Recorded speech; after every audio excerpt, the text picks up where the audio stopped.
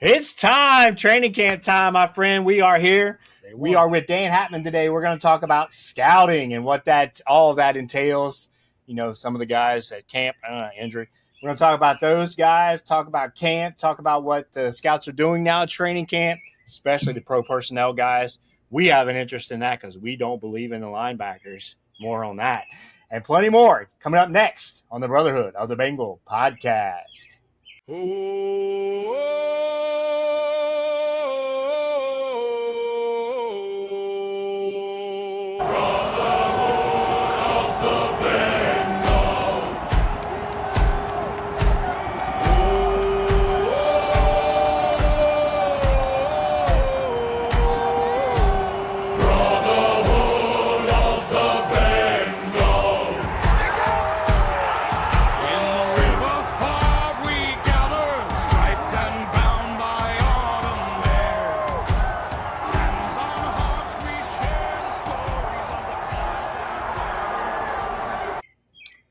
How you doing, Stevie boy? Good afternoon, my friend.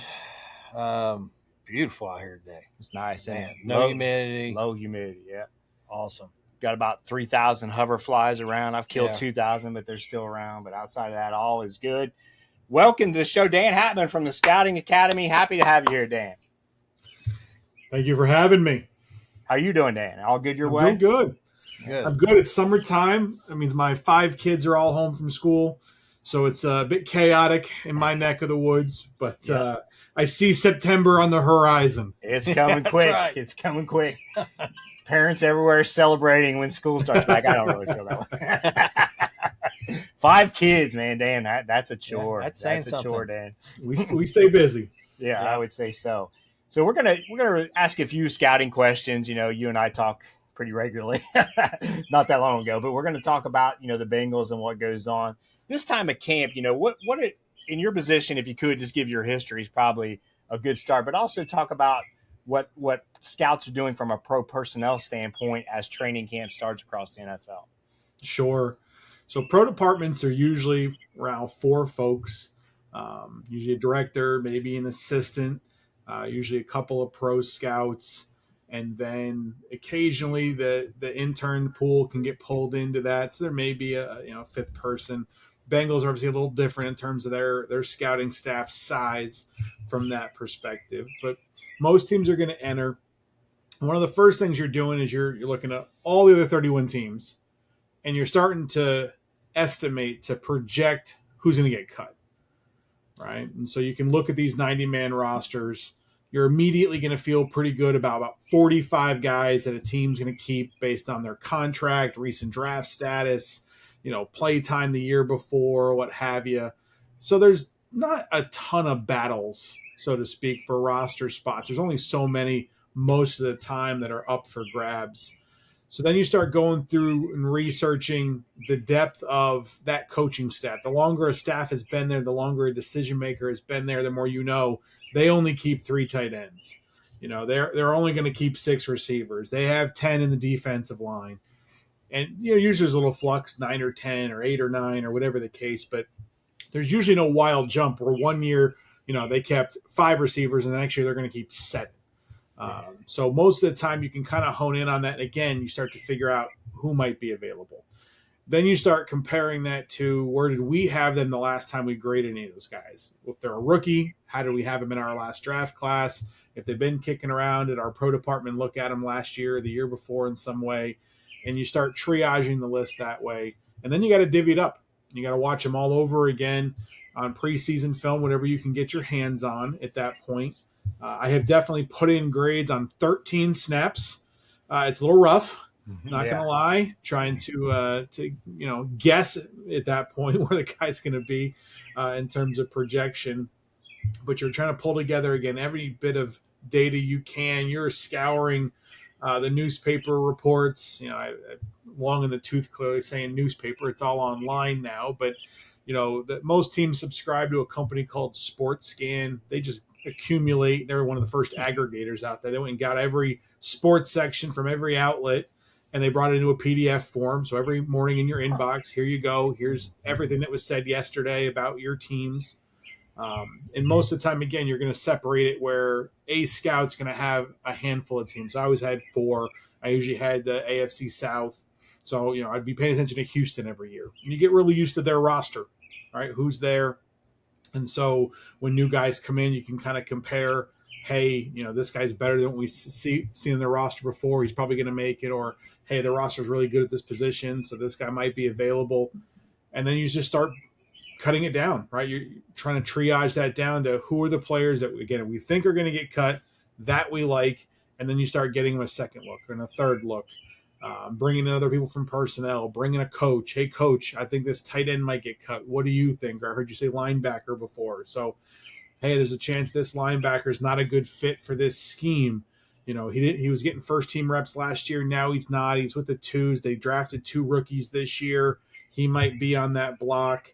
And you start working that process. Sometimes it means picking up the phone, right, and calling that team. You'll see some player-for-player swaps, particularly after that second preseason game, where it's like, listen, we're probably going to cut this guy. We're interested in your receiver that you're probably going to cut. Why don't we trade him now? We get a week with him before cuts, right? So I don't have to guess after cuts at how that receiver is. I'll give you my linebacker. You give me the receiver now. Those little kind of deals, and just anything you can to get a jump on it, because that day where cuts happen and the days that follow, they are rough. Chaos, I'm sure. Yeah. If you could, Dan, give your background a little bit, and then I got a question off of that, if you don't mind. Sure. So I scouted in the pro department for the Giants, Jets, and Eagles during my time in the NFL. I coached college ball at UMass and UAlbany. And currently I run the Scouting Academy, training people on how to become scouts both in the NFL and in college. Yeah, that's great. You worked with Rex Ryan. I know you said that. Had Victor Cruz right at UMass when you were there? Yeah, I did. I coached him at UMass, and then had to work against him when I was with the Eagles. You think about it, I mean, Belichick's the easy one here, but there's certainly more than him, where their schemes are so unique in how they approach it that they see a guy on another team. It reminds them of somebody 10 years ago. Can you think of times where that's happened and how that fits in terms of how do those preseason games, like, they're upcoming soon, how do they weigh into that analysis and scouting report on those players? Yeah, I mean, you're always drawing from, again, what the teams in the past have looked like and what those coaches prefer. You go into an off season, right? You've got the free agency window. You build through that, and you have the draft, undrafted. You build through that, and there's a lot of hope, right? You're bringing in players that you clearly believe in, or you wouldn't have brought them in. Yep. And there's hope, right? This is going to work out. This guy's going to take the jump. This off season is going to happen, and then camp hits. Right, and it's the reality of it. What are we looking at now? What's really going to go out there week 1? Are we really comfortable with this? And then there's those moments where you're like, yeah, there's a little more optimism than reality in this one. We're going to have to go make something happen. I believe we got him at the first cuts. I know we claimed Hickson later on. And then when I was with the Giants, our Super Bowl year, we got a fullback from the Rams, Madison Hedgecock. And it's one of those guys that, we had some people in camp and just saw a player that added a little something that we didn't have. And you went out and you made that claim, and he's starting on a Super Bowl team, a handful of weeks later, all things considered. So yeah, you're trying to find every little edge. Again, you mentioned linebacker. That one's so tricky at this point in the NFL. There are so few players who can truly do all the jobs, all 3 downs. Most linebackers are role players. Even the starters are basically role players. Like, they're usually out there because they're either better with the run or they're better with the pass. There's very few generalists that are covering all the bases. And so it really matters, right? If we're going to put out, run defending linebackers, right? Well, then we better have corners and safeties who can pick up some of that slack, because there's going to be some distance, some ground that guy's not going to cover in the coverage part of it. Do we have that, right? If you don't have that, right, you put out a bunch of limited defensive backs with a run-stopping linebacker, well, you're going to get eaten up in the intermediate pass game, right? They're just going to pick all over that. So that sounds familiar. And vice versa, right? You get a guy that's great in coverage, but he can't defend the run. Well, you better have some big dudes up there eating up blocks. Otherwise, they're going to be scheming to come get them. when I did the pro stuff, one of the things we would do is advance our opponents, right? Watch them, get a handle on them. I've definitely scouted against the Cincinnati Bengals and tried to beat them in a matchup. So, you go into these things and you put together these proposals. Hey, I see this. This is what I'm thinking here. This is what this player does. And then you present them to the coaches. And I've sat there listening to these coaches take that in. I sat in a room with, we had Andy Reid and Marty Morningweg and Matt Nagy and Doug Peterson and all these guys, Deuce Staley, in one room, and you present the findings. And, man, what's the first thing those guys talk about? How do we pick on the second level? How do we pick on the linebackers? How do we pick on the slot corner? Because typically those three guys, because most teams you're down to two linebackers in your nickel package, right? Yeah. So our two linebackers and that slot defender, those three second-level players, the chances that, again, all of those guys can do all of the run and all of the pass is very small. So the first thing those smart guys, you think about all those Shanahan guys, right, and all that play action stuff that they love to do, you're picking on the second level. Right? Tell me what he doesn't do. You got a small guy out there? Great, we're going to run that way this week. Yeah. Right? You got a big plugger out there in the run game? Great, we're going to pass over his head. Like whatever it is they can't do. And so that filling up the linebacker room is just this ever-going mix and match. Like how many teams can you name right now that have had stable linebacker play, 2 to 3 guys, year in, year out, no questions asked?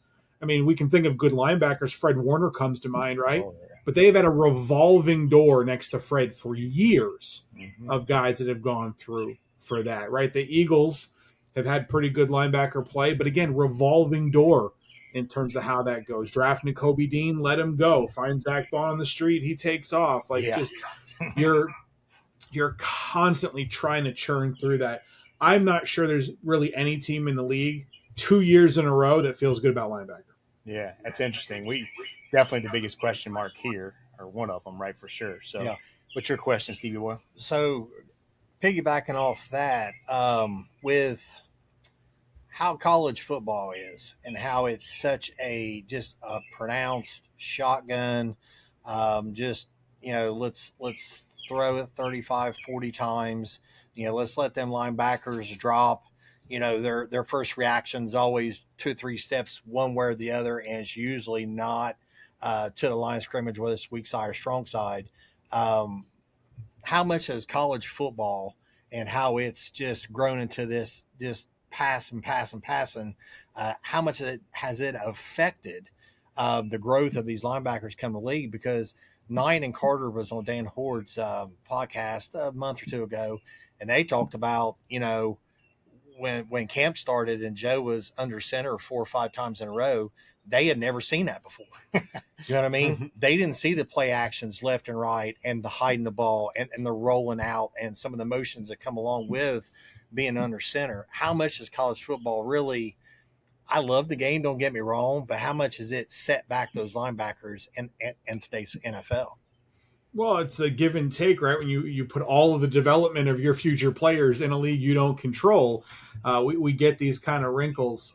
One of the things right now, college football, I agree with you. I think there's been a differentiation between the style of offense and the style of offense in the NFL. There was actually a point in time, a decade or so ago, where they were converging. Right? We were getting closer. Right, yeah, you had Andy Reid going and hiring Chris Alt from Nevada to come in and teach him the pistol stuff so that he could get that going with Alex Smith and things were coming together. And then we started the portal, right? And these players going all over the place. Well, when you're changing 60% of your starters between graduates and transfers on an annual basis, how much time do you have to install anything complicated? That's true. Yeah. Right, the Coach Freeman there in Notre Dame said this is the first time that he can, remember that he's had the same quarterback in OC 2 years in a row. Right, so they're going to be able to do some things this year they just haven't been able to do for years. And so, yeah, we're seeing a differentiation because the college game has had to go more vanilla. Right, you're bringing them in offense and defense. Right, it's gotten more vanilla on both. Because you're just trying to get guys out there and ready to play next to people that they haven't played with much at all. So when they come to the NFL, it's not that the run game, it's not that they're running new runs, right? Inside zone, duo, power, counter, all those. They ran those in Pop Warner, Like, it's not Right. like they're new runs. They just get to them differently. A lot of formations, a lot of shifts, a lot of misdirection, right? They want to make you think one thing and then do another. Mm-hmm. That's really challenging when you've just watched guys line up and run the ball, right? And when you line up and see it do it, it's one thing. When you have to line up, work through all the eye candy, do a diagnosis, and, oh, by the way, get there against that premium athlete who's also pretty damn big and strong, it just adds a whole degree of difficulty. It makes that projection really, really hard. Again, why you see people from all over the draft slots at linebacker succeed and fail, right? There's no like, oh, well, this round you can find him in the 4th and 5th. Hell yeah, you can. There's also a ton of just awful players that have come out of those rounds because, again, that linebacker, you are banking on that development continuing, that we can take and evolve that. But that takes your own team being good at developing and taking the kind of player that still has room to develop, right? You better have both of those things to get that going. So again, I don't necessarily think it's because the game's splitting up. Well, again, we're getting new runs. They don't know what to do. It's they don't know how to work through all those other parts. And then by the time they work through those parts and they're late, well, now the coach is yelling at them. They're getting benched. They're losing confidence. And it just spirals downhill really fast. Yeah, that's excellent points. It's you're right. Even the depth in college football is not what it used to be, right? For I'm a Ohio State fan. They don't have the backups like they used to because there's 4 or 5 star guys. No, because you had 5 starters right at one point here a handful of years ago. You have 2 guys now, right? A starter and a backup you paid decent money to. That third guy is starting somewhere else. Oh yeah, right. Yeah. You don't have that because the money's just there. In other places. So yeah, it's good because these guys are playing, but they're just playing in a lot of places. They're playing in a lot of systems, and that has its pros and its cons. Yep. One quick question: do you smoke cigars? What, me? Do you smoke? Yeah. Yes. I thought you said that one time. I couldn't remember if I asked you that or not. So I'm smoking a Rocky Patel today, Dan. It's pretty good stuff. Nice. Piggybacking off that, I'm not asking you to dog the Bengals here, so tread nicely, if you will. when you think about, like, we talked about it a little bit with Andy Reid. We don't have to get into it, but you mentioned development of players. Like, you look at the 21 and 22 season of Bengals, Super Bowl, and then AFC Championship game.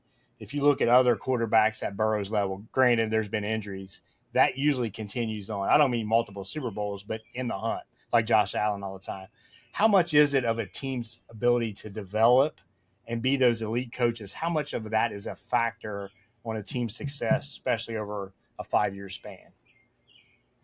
Sustainability is the trickiest thing, right? There's just so few that are able to do it. I think about like the Legion of Boom, right? Oh. They hit that Super Bowl. They've got Russell on the rookie contract. They've got this defense that's otherworldly. I mean, people were sitting around going, they're going to get 3 or 4 here in the next decade, right? This was going to be, that was going to be it, and then never again. Nope. Right? Never again. So when we look at that sustainability part, as hard as the initial climb is, everything after the initial climb takes on its own degree of difficulty because you're not bringing it from a place of underdog status. Now we're there. Now there's expectations from the jump. There's a different pressure. When the Bengals came out of nowhere, seemingly, right, to that run, they're feeling great. Right? This is otherworldly. Now every year it's no, this is a team that needs to go. Right. And that feels a little different. You have to build, and people are going to come after coaches. You're going to lose key lieutenants in certain spots. So not only do you have to continue to develop your players, but you have to develop coaches. You got to develop personnel folks, right? Because everything in your organization, because it's a very copycat league, right? As soon as a team starts having success, the poachers come out, man. They're gonna come for it. Seattle wins, and now Kubiak's running the Raiders, right? Mm-hmm. So it doesn't take very long for these teams to start having a little bit of a brain drain. So how are you going to back that up? Because that player development piece, both with acquisition and development, that's where you can start to have some losses right there, right? If you don't have the same kind of people in your building who can do the development or find the players who can be developed, right there can be some rub. And then to the actual developing them, it's just so hard right now because the NFL is I call it a utilization league. It's not a development league. We're not bringing players in to take 2 to 3 years and get them ready and then put them in there, right? When you take somebody in, you want them to perform, right? You want to get things ready. The pass rusher from last year, and I know that it's a bad day for that. Yeah, we had some injury news today, but you're looking at a player. He's big, he's fast, he's strong. He's holding the point of attack. He's a heavy 4-eye. They're using him, down the middle a lot. So the edge stuff isn't that developed, but he's taking the Will Campbell kid and throwing him all over the yard, so you can feel like, hey, there's some things here, but we got to bring that along. Well, to bring that along doesn't mean playing right away in terms of it, like a starting capacity, right? That's let's take some time. Let's put him in some packages. Let's do some things. Well, then, injuries, roster, all sorts of stuff. Yeah. All of a sudden you're taking young bucks that you want to develop and they're playing. I say the same thing with like Cam Ward and the Titans, right? The young man that, if you watch that quarterback show on Netflix, he admits like my feet are off. My mechanics are off. Like I got to get this stuff tight. Well, that was no different at Miami. That was no different at Washington State. But they put him out there day one. Yeah. So he's back there with mechanics that are not right, run around the yard because they're not protecting him particularly well. And does it really get better? Do you really fix those kind of things? Like if you're going to go fix your golf swing, right? It's not that you're going out and playing 18 holes every day while you're trying to fix your golf swing, right? You work on these things and you get the body mechanics down and you work and you're practicing over and over again and then bringing that out to the course. It's so hard in the NFL because you've only got so many roster spots. Yeah. You only have so many active on game day, right? And so decisions are made based on who the heck can we dress this week? And that puts guys in positions when they're probably not all the way there yet, and you're crossing your fingers that they're just going to rise above. And coach gets fired, right? Cam Ward's situation, right? So, yeah, he's got all the skills for sure, but it's tough when you throw him into the fire like that. It'll be interesting. What do you think happens? I'll let you go next. What happens with Mendoza? Do you think he gets the field early, even with Cousins there, or what's your just a guess on the Raiders? I mean, if they can just keep their money where their mouth is on this, it sounds like they're doing the right thing. Like we hold up Patrick Mahomes in the standard that we do, but they spent a year not just with Patrick on the bench, but he had Kafka as his own personal coach that year. Joe Blameyer, who's going to be the temporary OC right now, was researching every play Patrick had ever run, like anywhere, and finding video of it. And then they were comparing that to the plays in Andy's playbook so that they could customize things immediately to onboard. Here's Patrick, here's something you did. We do a very similar thing or the same thing. We just call it this, and this is how we teach it. Like they had so much systematic development for him over the course of that first year. We're going to teach you protections. We're going to fix your feet. We're going to do all these things. Like it's why he's who he is. Yeah. If Buffalo doesn't trade the pick and he goes to the Bills and he starts immediately, he's still a damn good player. He's not Patrick Mahomes that we know right now. So if the Raiders can take a page from their division rival there and let him sit, get everything cleaned up, let him really learn the nuances of the Kubiak system, let Kirk Cousins go out there and take the blows for the time being. They still got to finish building the line. They still got to finish building the receiver core. By next year, should be in good shape. Now, that's great to say here in July. We'll see if that's the case in October. Yeah, when you're struggling, Cousins might play all right. Kubiak's a good coach, but the weird thing about that, a point off that, and kind of curious to get your take on it. I've talked to him about it. I think I mentioned on the show. Like you'll hear it across any media network, whether you like them or not. Quarterback is the most difficult position in all sports, and it's the most important. Why wouldn't you just throw everything at it like they did with Mahomes? Most teams don't do that, though. They'll throw a Ward out there and not – you're risking your chief investment without long-term projection. No business does that. You've heard me say that.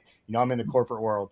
No corporation would operate that way, but in the NFL they do, and it really comes down to people trying to save their jobs and stuff. Is that fair? It's hard. That pressure – to win, right? We talk about and compare it to other industries, and there's definitely lessons football should learn from other industries. But most industries don't have their win-loss record having a 24-hour news channel dedicated to it, right? And the owner's breathing down their neck all the time. Exactly, too, right? exactly. So it's hard to keep going, when you have that kind of pressure and you want to get those things done. I think it's also a challenge to want to divert that much in terms of resources away from, to put those guys on that Patrick Mahomes plan meant that we're not helping Alex Smith. No, right? Alex has got to work with the other coaches and get stuff done. And they managed to make it work really, really well, right? All things considered. But that means that for the Raiders to do something similar, they're going to have to compensate people just to get this kid ready. Meanwhile, other people are compensated to actually go out and play games right now. Yeah. But yeah, I would think that you'd want to put as much into it. Again, we mentioned so a decade or so ago when there was more convergence between the NFL and college, we got to this point of disproving that a quarterback needed 2 to 3 years to develop, right? They were coming in and playing early because of how they were being brought along in college. More NFL concepts happening in college, starting for 2-3 years, more stability. Well, again, we're moving away from that now. Yeah. So to me, I know why we were thinking we can play these guys immediately. And there was a reason for that. There was a validity to that. Most of these guys can't, right? Not many guys are Joe Burrow. No. Right? That kid, you could have put him out there in any of these eras and he would have gone out and played immediately and been fine. We don't find those in most draft classes. Yeah. In most draft classes at this position, you're buying flashes. Yeah. Right? If they don't do it sometimes, you didn't buy the asset to begin with, right? So they all do it sometimes. And you're trying to figure out, can I get them to do it a lot of the time? Yeah. And that gap is big. Yeah, big time. A lot of times, a lot of them splashes are not what you would call a scheduled play, right? Like they're repeatable, right? Yeah, they're all the pocket breaks down, he rolls out, he hits somebody, 30-yard pass, touchdown, like things like that. You just don't see that pocket presence. Heck,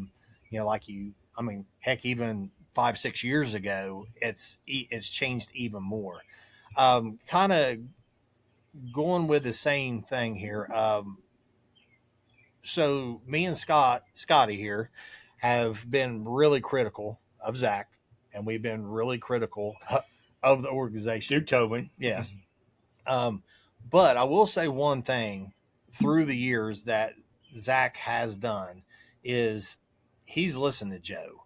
And from probably day one to even now, they really do say, Joe, what do you like? We know what you do best? What are you comfortable with? I think there are some things that they put in that I'm pretty sure he'd probably still rather not do. Yeah. He says he's okay under center. In my mind, spread him out, put me in shotgun, and let me read, right? Style, right? Yeah, I still think he would rather do that, but he understands that everything falls on his shoulders when it's the read, right? It's the 1, 2, 3. I've got to get the ball out. It's not so much of the I've got the guy in motion. This tight end's coming over chipping this, and then he's leaking out. It's not so much of that stuff. He has incorporated, Zach has here lately, him and pitch. But what do you read into Zach's style? What he's actually done as far as with Joe? Should we be as critical about him, or is it that they just got a damn good quarterback and he's done what he needed to do to keep Joe on the field and keep him healthy? Yeah, that last part, right? You're trying to keep that guy upright. Yep. That alone is a huge part of the execution of things. I think the NFL, again, we talk about the ability to sustain success. When you're up there and you're performing, everyone spends time figuring out how to take you down. Yeah.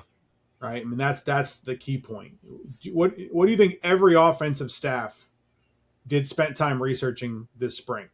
How to beat Seattle. Yep. How do we get through that McDonald defense? Right. Yeah. So everything that he did last year in their run, and while they can keep, a huge percentage of it, if they go out there and just run the same thing again this year, everyone built beaters all offseason, especially that division, right? Yeah. Right. If you're the Rams, right? If you're the Niners, we're going to beat those concepts. Arizona, not so much, right? So you're constantly tweaking, with this stuff, right? And that becomes its own challenge, because you'd like to just build something that's repeatable and sustainable. Hey, these are the things we do. Go out and do these things. We're going to be fine. The problem is when you get that predictable, there's a lot of time and energy and brain power weekly devoted to finding everything that we can attack. Like, again, part of my job when I was doing advances, in addition to evaluating the quality of the opponent, you were looking for every every tendency. When we were playing Matt Stafford in Detroit early in his career, he had a tell with how he staggered his feet and shotgun that was 85% accurate run and pass. So without any other information, right, we could tell you run or pass about 85% accuracy, whether or not he kept his feet under his shoulders or staggered them. Then you start adding in down and distance. Then you start adding it in formation. You give all that stuff to our Mike Backer, D'Amico Ryans. Yeah. Right? He's calling out. I mean, D'Amico had every play to that defense that week. Like, oh yeah, this is this. Like, you start stacking those things, and so as a offensive or a defensive unit, you are constantly trying to eliminate your own predictability, which simultaneously undermines the stability because you're not doing the same things. It's tough. Right? So you're trying to teach fundamentals. You're trying to keep a foundation. Belichick used to talk about it like a Lego set. Like, I don't have a defense.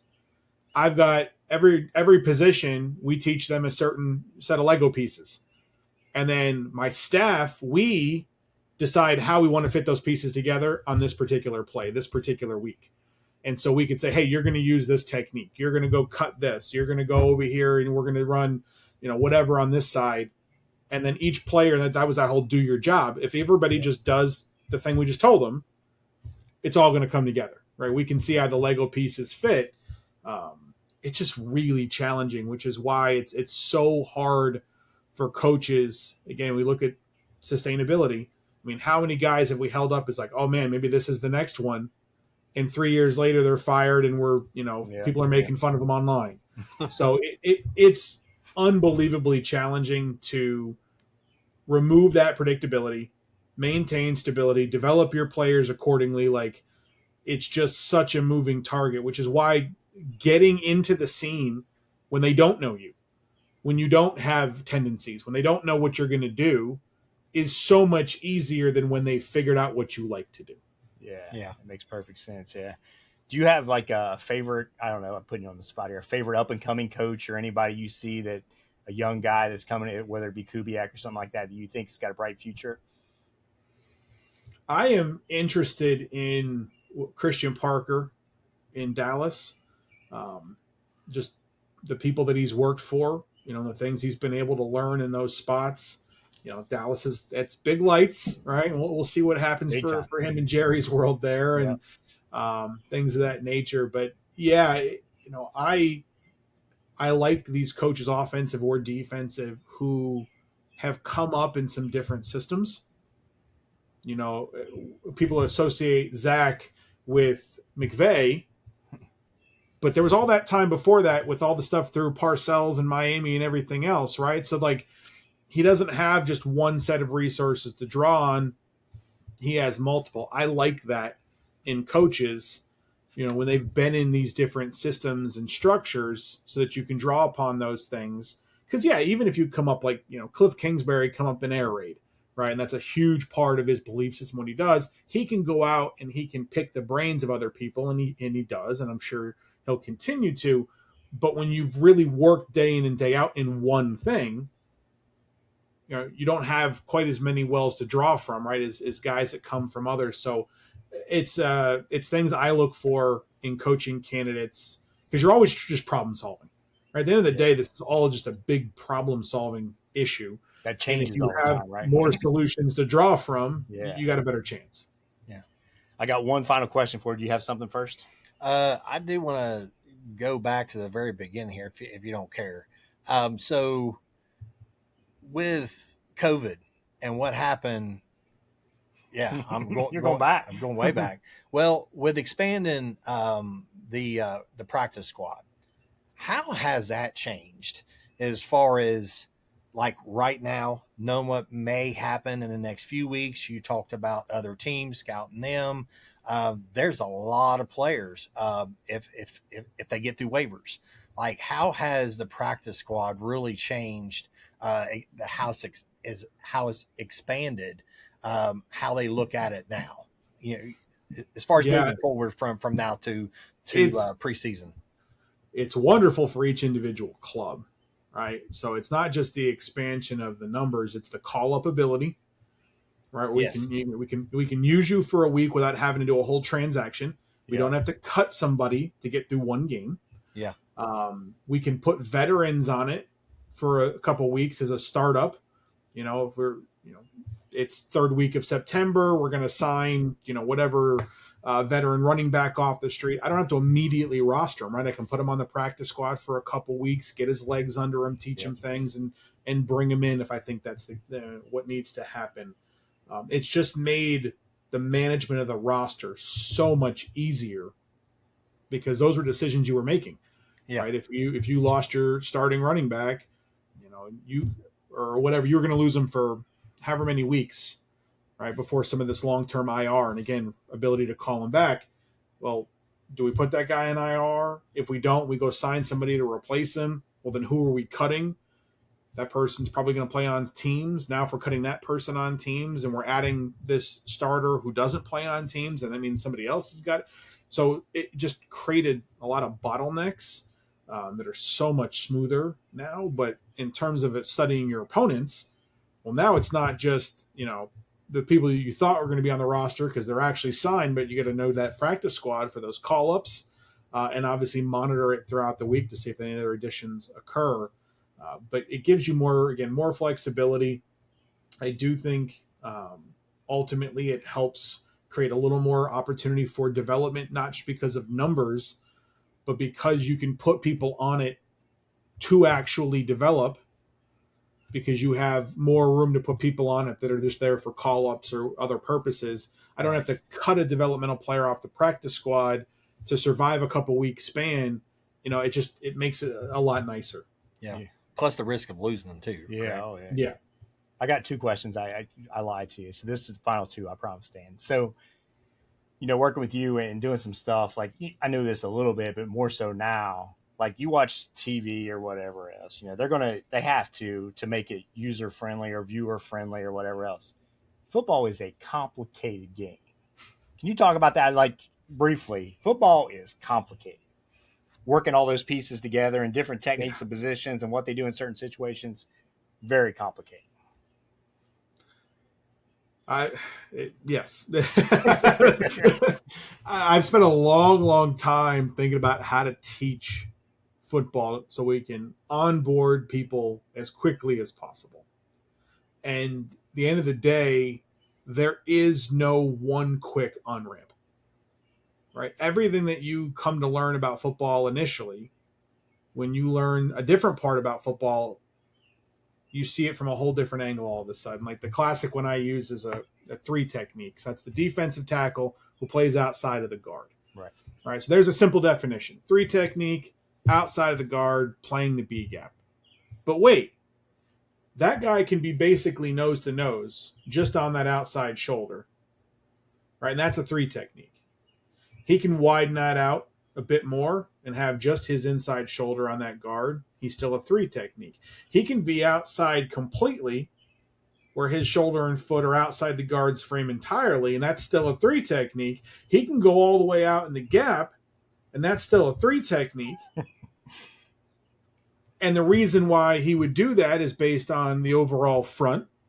So then, okay, well, then you got to teach fronts. Well, fronts have their own set of rules in terms of how you're going to do that. Who are the support defenders? Is it a linebacker? Is it a safety? Is it a corner? Right? So then that matters. So the front's kind of dictated a little bit by how you're going to play in the back end. Are we middle field closed? Are we middle field open? Okay, so you got to teach coverages first. Well, but wait. So everything that you go to teach initially, you can give somebody an overly simplified version of it. And then, so if you went online right now and you went to look up the Yankee passing concept, right? There's blog posts and diagrams, everything else. Well, here's Yankee. Well, no, that's a way to do Yankee from a formation, right? That's not ultimately the only way to do it, the only place, and that matters on 19 different things. So by the time you get done learning all those other pieces, it grows, it evolves in terms of learning. It's not a simple static, here are the steps, here's a few terms, here's a few keywords, it'll all click, you'll be fine. Everything you learn, you basically end up finding out later on, like, well, that was a bad definition because that didn't really tell me the whole story. But now that I've learned all these other things, I get what they meant by that definition, but that definition did kind of stink.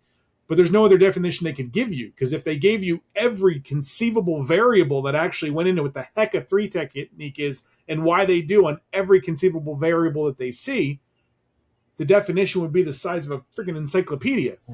So there's a lot of moving parts, and it's a lifelong endeavor from that standpoint, because we talked about those coaches are constantly changing. Yeah. Right. By the time I come to learn again what the Mike McDonald defense is based on 2024 and 25 Seattle film, well, Mike's not going to be doing that in a couple of years.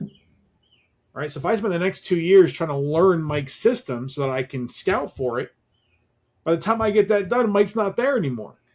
Right. So you're constantly chasing these guys who are dedicated to that part of the profession, and they're always going to be ahead. And so you try, you ask them questions and you try to learn from them and keep up to a point. But personnel folks, it's interesting to sit in that chair because you're expected to have an understanding of what the coaches need, but that's a moving target. Yeah. That's why coaches a lot of times like veterans a little more too, right? A little more, less learning curve and that type of stuff. Final question on the spot, Dan. What's going to happen in Cincinnati this year with the 2026 Cincinnati Bengals? What do you see happening this year? Well, it always matters with health, and that's not different from any other club. Putting someone like Dexter in place, we know that he's a force multiplier in every conceivable way.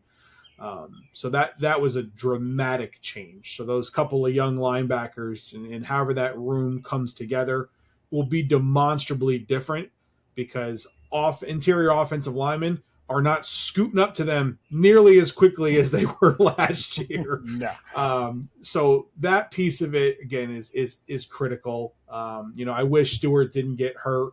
I wish that could be brought along differently. I do have high hopes for the kid, but this stuff is really, taking the air out of that balloon.